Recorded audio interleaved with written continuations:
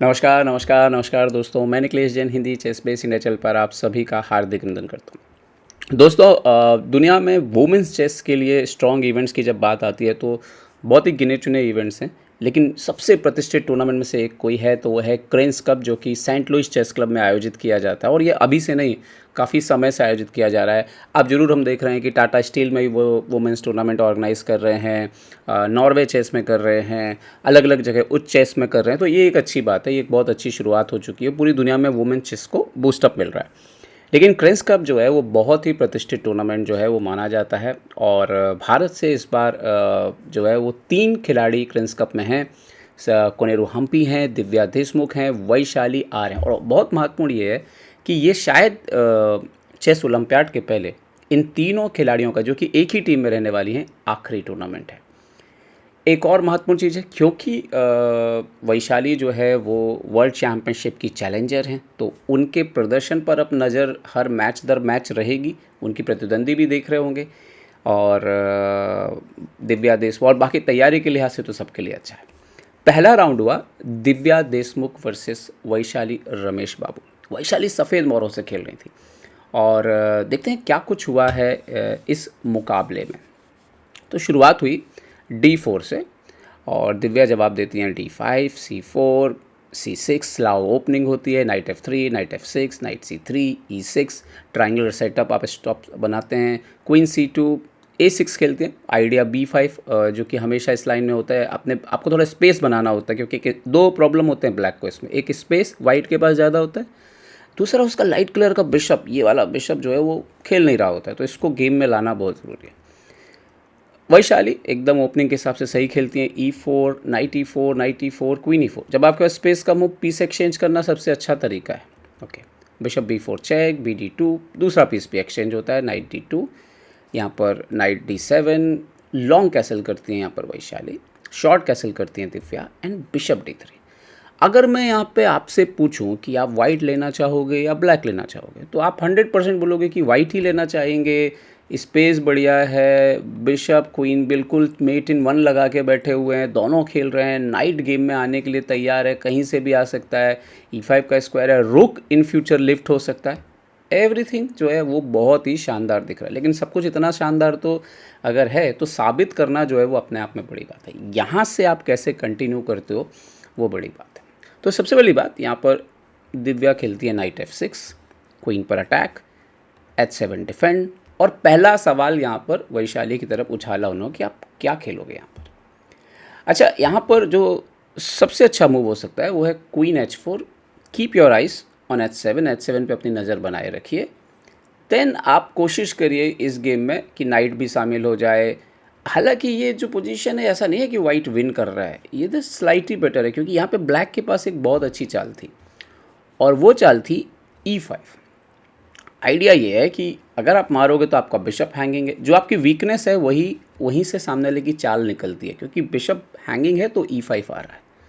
अब यहाँ पर आप मार नहीं सकते और आप पीसेस को फ्री करोगे, जो सबसे बेहतर चाल में से एक है, तो नाइट E4, और चूंकि क्वीन यहाँ रखा हुआ है, क्वीन से ही मारना पड़ेगा आपको, और and then G6, and then bishop F5 आ रहा है, और यस D इंटू E5 मारा जा सकता है। क्वीन इंटू E5 पे स्टिल प्रॉब्लम है, क्योंकि रुक पीसेस एक्टिवेट हो रहे हैं ब्लैक के, और अगर आप ये मारते हो तो इवन आफ्टर क्वीन A5 ये पोजीशन इक्वल है और स्टिल बिशप F5 आ रहा है। तो ये पूरी तरह से जो है नियंत्रित हो जाती है पोजीशन। वाइट स्लाइड बेटर रहेगा, लेकिन ब्लैक के पास प्ले है। तो इसी रीज़न से अब वैशाली ने इसको अवॉइड करने के लिए क्वीन E5 खेला कि भाई अब E5 तो हम आपको नहीं दे सकते, आपके डार्क स्क्वायर को हम कंट्रोल कर लेते हैं, क्वीन C7, क्वीन D6 नहीं आ सकता, all is good. But Divya यहाँ से कम बैक करना शुरू करती है B5, जो कि one of the striking move होता है। अगर आप स्लाव खेलते हो तो A6 और D6 करने के C6 करने के बाद B5 जो है वो सबसे स्ट्राइकिंग मूव में से एक है, बहुत इंपॉर्टेंट है एक्चुअली। नाइट B3, A4 ना। अभी क्या हुआ पिछली कुछ चालों में कि मतलब एक तो हम जानते हैं कि अगर वाइट ने लॉन्ग साइड कैसल किया है, ब्लैक ने किंग साइड कैसल किया है, तो आपका आइडिया वही है कि हम आपके राजा पे हमला करेंगे, आप हमारे राजा पे हमला करेंगे। अब यहाँ पे हो ये रहा है कि पिछली कुछ चालों में मोमेंटम दिव्या की तरफ जा रहा है, क्योंकि दिव्या की तरफ से मूव्स किंग्स अटैक चालू भी हो गया, और वाइट जो पहले से ओपनिंग प्रिपेयर था उसकी तरफ से अभी एक भी पॉन एडवांस नहीं हुआ है। ओके, नाइट C5 यहाँ पर खेलती है वैशाली। Now A4। अब ये हमेशा बहुत डेंजरस मूव्स होते हैं क्योंकि इवन A3 इस गेम में अभी आप आगे देखोगे कि A3 क्या कर सकता था, क्या हुआ।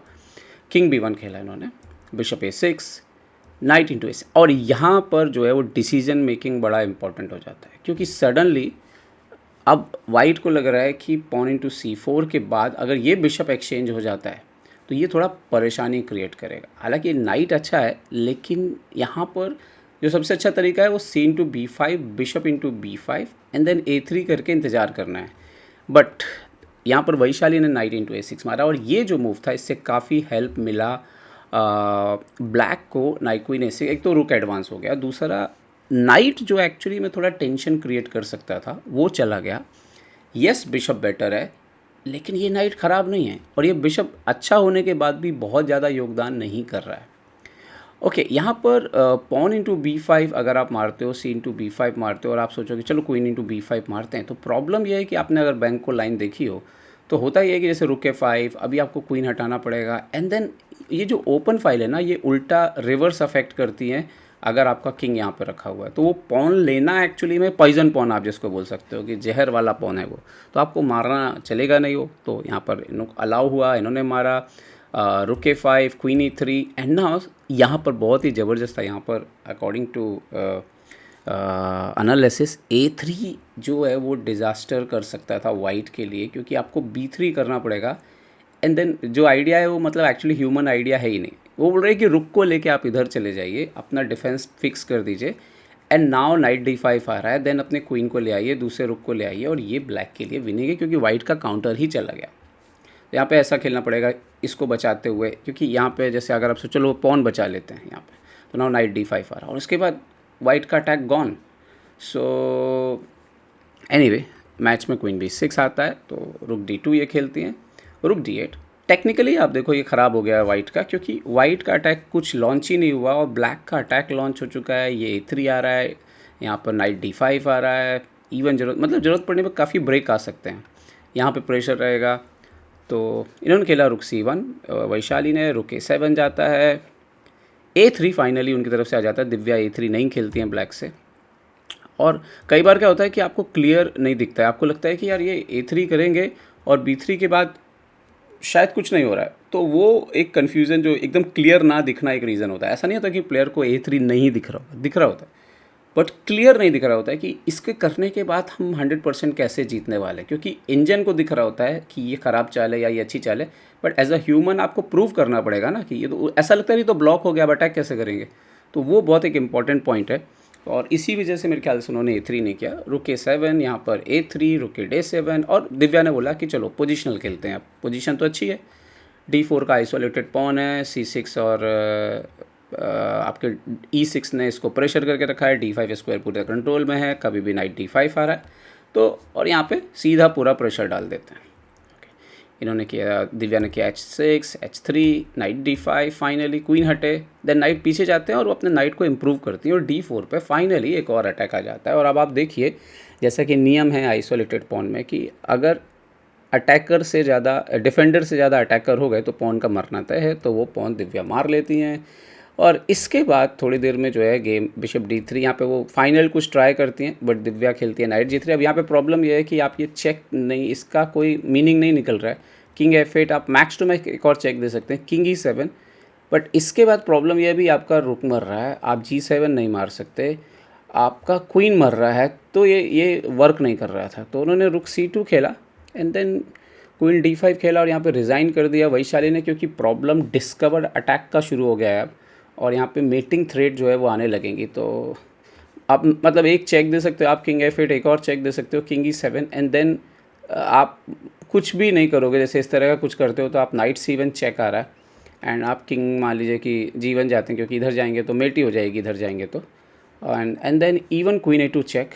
This is very interesting. और यहाँ पर आप देखेंगे कि queen A1 check and then रुक से चेक, तो वो मेट जो है वो रुकने वाली नहीं थी, तो इसीलिए यहाँ पर वैशाली ने रिज़ाइन कर दिया। तो ये मैच बहुत ही एक अच्छा एग्जाम्पल है कि कैसे भारत के दोनों खिलाड़ी जो है कितनी प्रतिभाशाली हैं, कि इस मैच में देखिए दिव्या ने गेम को कैसे कंट्रोल में लिया और कहीं ना कहीं एक हल्की सी वीकनेस दिखती है वैशाली के गेम में, कि आज इस गेम में बिल्कुल क्लियर था कि कोऑर्डिनेशन जो है, पोजीशन अच्छा होने के बाद पीसेस के बीच जो कोऑर्डिनेशन था वो थोड़ा गड़बड़ था। तो इस पे नज़र रहेगी उनकी प्रतिद्वंदियों की, स्पेशली जू बेंजुन और उनकी टीम की। तो खैर देखते हैं आगे क्या होगा क्रेंस कप में, हम लगातार आपको अपडेट देते रहेंगे। पहले दिन कोनेरू हम्पी ने जो है उनकी बाजी ड्रॉ रही है स्टारलोवा के साथ, जो कि ग्रीस की खिलाड़ी हैं और आजकल काफ़ी स्ट्रॉन्ग प्लेयर बनती जा रही हैं। और इसके अलावा तान जोंगोई खेल रही हैं चीन की, उन्होंने यिप क्राशिया को हराया है जो कि यूएसए की लास्ट ईयर की चैम्पियन है। तो पहले ही राउंड में तान ने जो है बता दिया है कि आई एम बैक। तो ये भी हम देखेंगे कि इनके आगे के राउंड्स में क्या कुछ होता है। तो उम्मीद करता हूँ ये वीडियो आपको पसंद आया होगा। पसंद आया हो तो लाइक शेयर सब्सक्राइब करना ना भूलें। देखते रहिए Hindi chess base India. Hindi chess base India के लिए मैं निकलेश जैन। जय हिंद दोस्तों।